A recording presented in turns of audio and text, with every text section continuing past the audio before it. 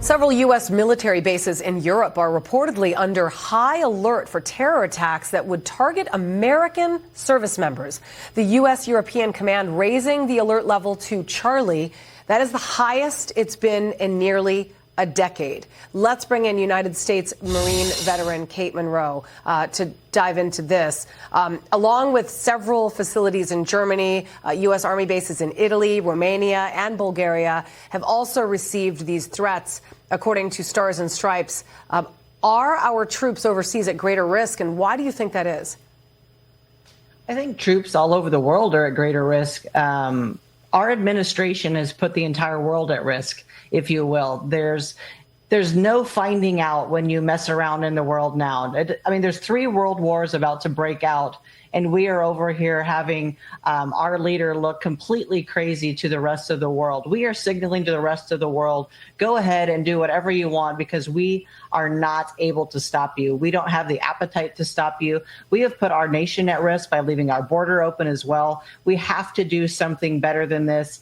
When it comes to the general election, America, you have to think safety for us and for the world and for your families. No, I agree. And, we talk a lot about the president's cognitive decline and not to bash the president, but you must consider the security threat that this would pose to the United States, especially the perception from other world leaders who are looking at our president and thinking he's not making any decisions himself. Somebody else is making the decisions. How weak does that make us look?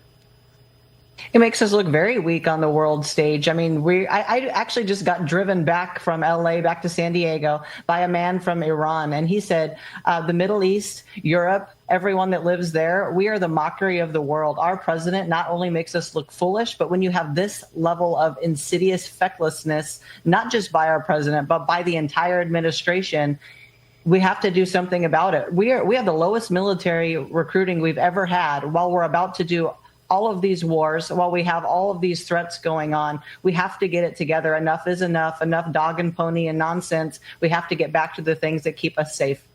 Kate, we also have Marine veteran Chad Robichaux here with us now. Chad, I'm glad that you were able to talk to us as well. We're just talking about essentially the fact that so many U.S. troops that are serving overseas are at a greater risk, under the risk of Charlie, which is the highest risk level that they've been in some 10 to 12 years.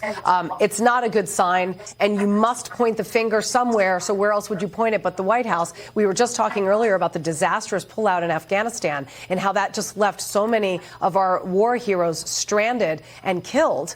And so the community, the military community, is feeling a very huge lull in pride in serving our country.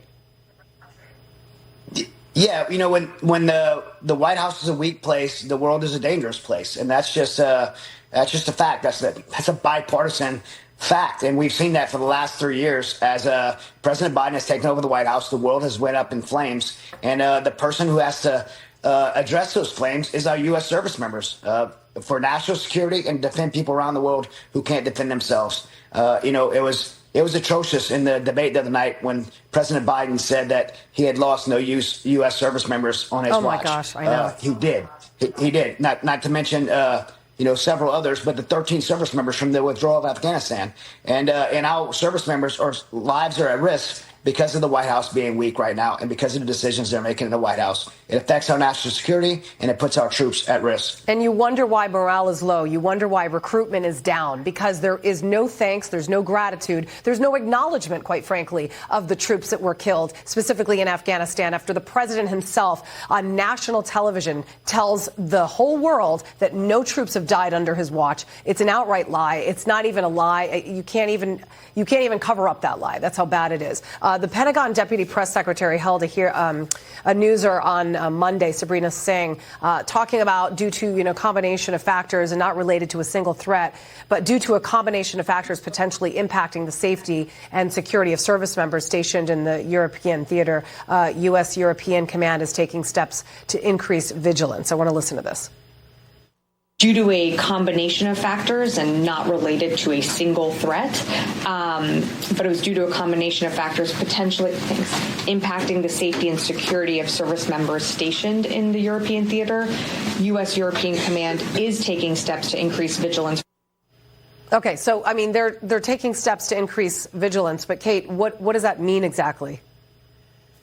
Well, if you go through what it means to be at the Charlie level, they are doing essentially what we would do here with our personnel. We would have them work from home. They are trying not to have all of these people on bases, in barbershops, in eateries. They are at a threat level that's serious enough where they actually believe something's going to happen. It's going to take them a considerable amount of time to get through their gates, to get to their actual job posts. It's a big holiday for us here in America, and it wouldn't surprise me if that is a day that, you know, any terrorist would use to come at us.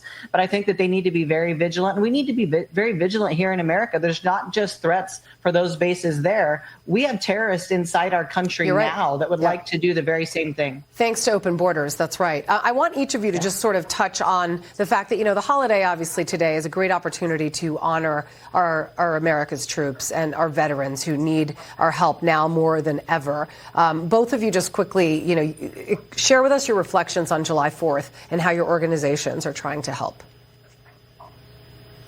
Yeah, for me at Mighty Oaks Foundation. All right, Chad, go ahead first, and then Kate, you follow up. No, I mean, you know, both these organizations are incredible organizations that do so much to help our warriors. At Mighty Oaks Foundations, we're out on active duty basis, providing resiliency training for over 500,000 troops now over the last decade, and we have recovery programs that serves over 1,000 of our warriors every year at ranches around the country, free of charge. We even pay for their travel because of a grateful nation. And it's just a chance, today is just a chance to thank our troops for our freedoms and our independence that has been fought, bled, and died for by every warrior who's worn a uniform since 1775. And, I love our independence, I love our freedom, and we have our troops to thank for that. You can go to mightyoaksprograms.org to find out how you can help veterans there. And Kate? Yeah, I'm the CEO of VetCom, a publicly traded company, CEOS. We focus on veterans only and active duty military transitioning. To me, the 4th of July is our Independence Day. It takes quite a lot, though, of bloodshed and sacrifice to maintain our independence. And it took a lot for us to get there. So what we do is we focus on getting veterans paid by the VA. It's a very adversarial process. If any veterans are watching this, you could be owed up to $3,600 a month for life. And if you have tried and failed, we are here for you. And typically less than 90 days, we're able to get you across the line. That is awesome. I'd love to help you out, and happy 4th. Vetcom.us. That's 2 M's. Vetcom.us. Yes. That's amazing. You guys are awesome. Thank you so much for coming on this 4th. Kate Monroe, Chad Robichaux. Happy 4th to you both. Happy 4th. Mike. Happy 4th.